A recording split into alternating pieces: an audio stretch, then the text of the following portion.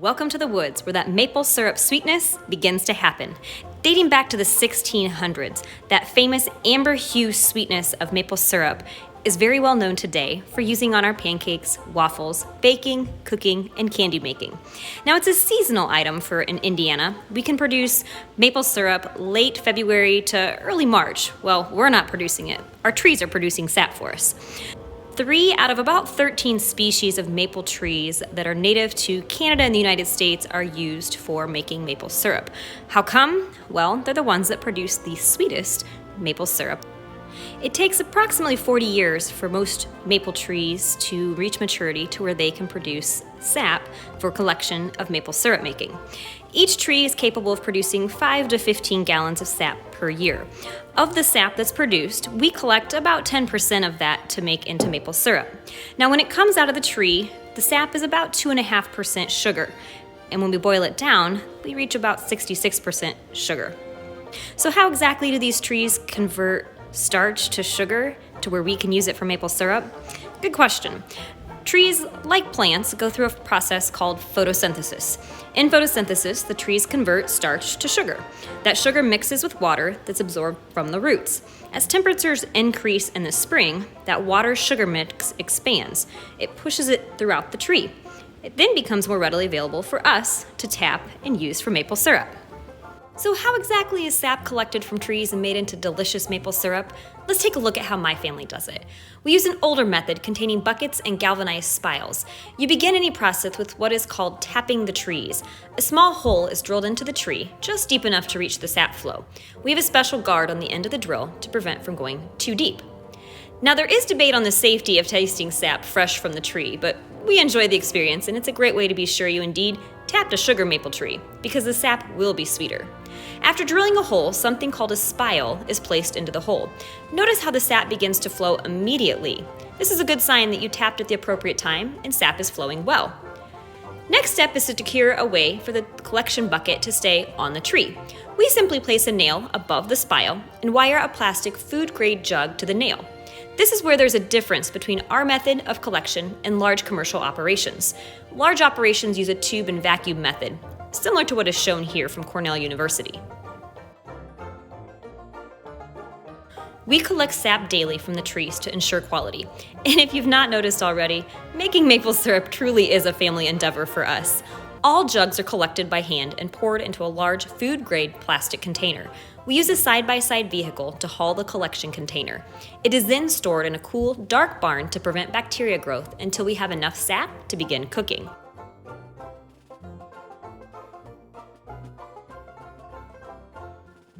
Once sap is collected, it must be boiled down to the maple syrup we all are familiar with. We use a homemade setup as shown here. It's an old wood burner with a galvanized pan on top. Pretty simple, but it works pretty well. You add the sap to the pan on top and allow it to cook down to the proper consistency.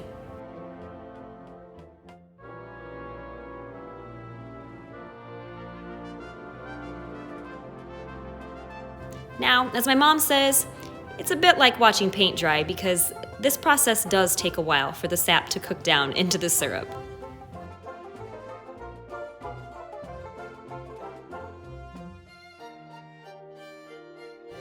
As the sap cooks down, it's important to use a skimmer to take off the white foam and other debris that may be present in the sap.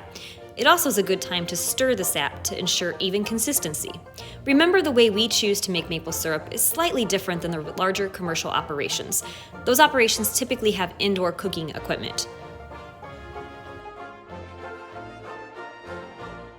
We choose to cook our syrup back in the woods because 1, the cooking process produces a lot of steam, so you do not want to do it on a small scale indoors.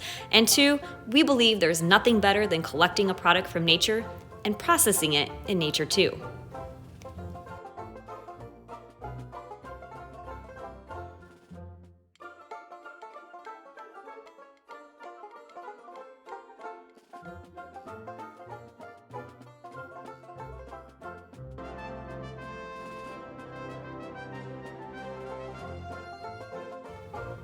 It becomes quite the community event and goes all night long.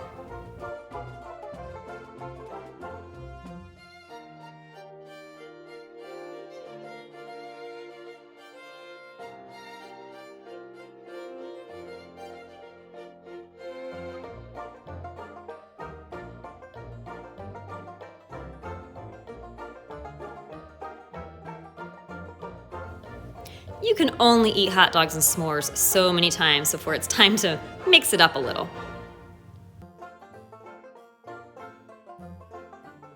Here we are getting close to taking the syrup off the heat. Notice how dark in color it has become and how the white foam has changed in formation. This is a good sign it's getting close to the consistency that we desire. We filter our syrup many times before bottling. We begin by running it through a towel.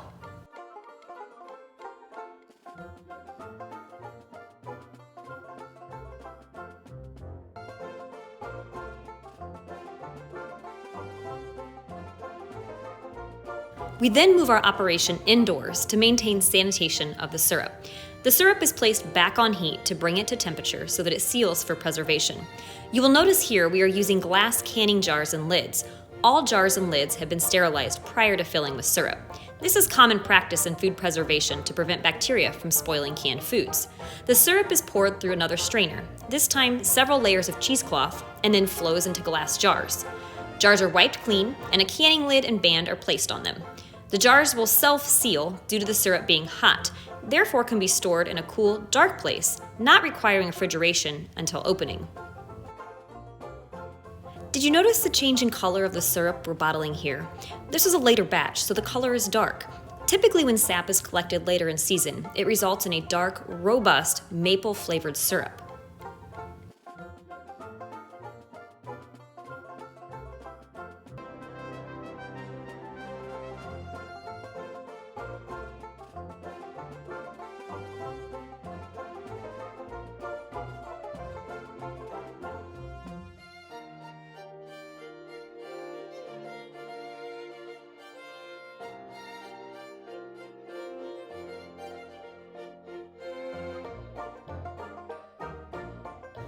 A perk of being the one dipping syrup for bottling, you get to taste the last few drops.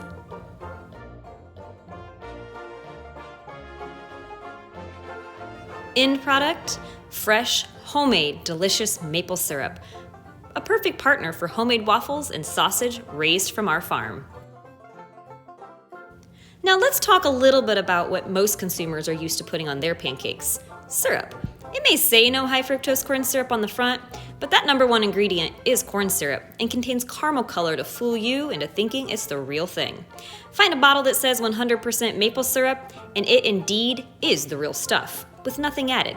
Now you will notice a price difference for real maple syrup because it is a product of nature, takes time to make, and cannot be replicated in a lab.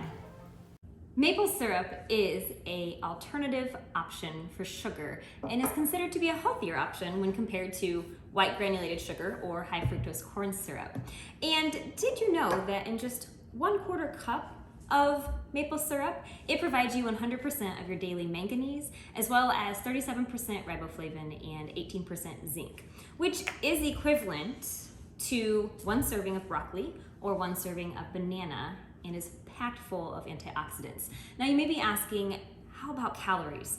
1 tablespoon of maple syrup has about 52 calories in it. A fun fact about maple syrup is in the United States, National Maple Syrup Day is December 17th. I hope that if you've never tried real maple syrup, that you consider it in the future. From using it on pancakes, using it as a sugar substitute, or baking, I encourage you to consider swapping that caramel-colored corn syrup for one of nature's most pure products, 100% maple syrup, made on farms near you.